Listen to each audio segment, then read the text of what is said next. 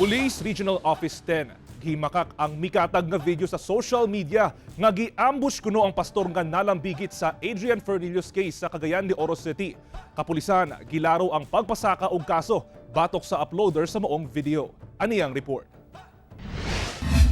Gipanghimakak karon sa Police Regional Office 10 ang mikalat nga video sa social media nga naghisgod sa giingong pag-ambush kang Pastor Dimver Andales sa Cagayan de Oro City. Kini may kalambigitan kuno sa Adrian Fernillo's case.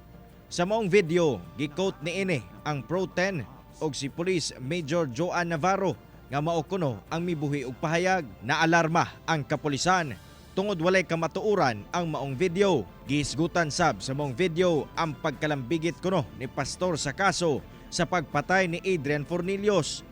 Butang nga gitumbok sa kapulisan nga ilang gipagawas. Kini it caused an alarm sa amuang part on the PNP kay gigamit gyud ang buhatan sa Police Regional Office 10 through my office sa Regional Public Information Office nga adunay insidente nga inaana. So ang gibuhat nato aside that we release a press statement on this matter nga nag-ingon kita nga dili kini tinuod og fake news kini. This is a misinformation. Tungod sa pagpakalat og sayop nga impormasyon ngadto sa social media, gilaro karon sa Police Regional Office 10 ingon man ni Police Major Joan Navarro ang pagpasaka og kaso batok sa uploader.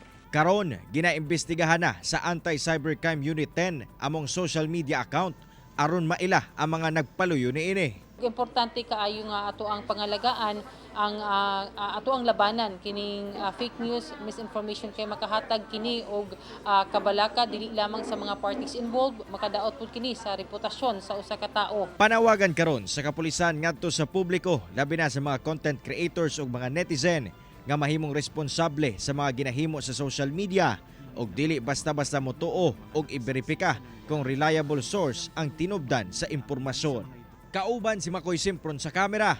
Ako, si Cyril Chavez para sa At Home with GMA Regional TV.